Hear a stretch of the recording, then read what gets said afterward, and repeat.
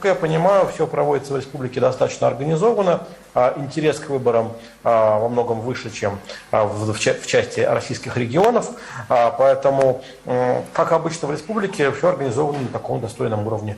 В Татарстане есть своя электоральная культура, политическая культура, электоральная традиция, в соответствии с которой в целом люди считают, кто-то выборы более интересными, кто-то более обязанным себя ходить на избирательные участки. Этой традиции уже не 1 год, и какой-то ее ломки ожидать не стоило. Есть прямая связь с количеством людей, которые приходят на выборы, с тем авторитетом региональной власти, который складывается в результате работы этой власти. Вот в Татарстане очень высокий уровень явки, это очень приятно, но о результатах мы узнаем через несколько часов.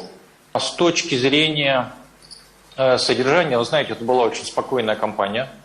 Я ничуть не сомневаюсь в ее легитимности, несмотря на то, что мы знаем, что существуют целые программы на западные гранты, которые будут пытаться как-то поставить под сомнение легитимность, но именно спокойный ход этих выборов, он в первую очередь и показывает, что это абсолютно честные, прозрачные выборы. С точки зрения новаций и очень положительных новаций, это участие блогеров. То есть то, что порядка сотни человек, которые являются лидерами общественного мнения, работают у вас на участках, имеют возможность вести трансляцию, вести стримы и показывать ситуацию, как она есть. Я считаю, это большое достижение гражданского общества, избирательной системы республики. Мне кажется, что люди, которые нацелены на получение результата, на взаимодействие, на гармонизацию процесса в обществе,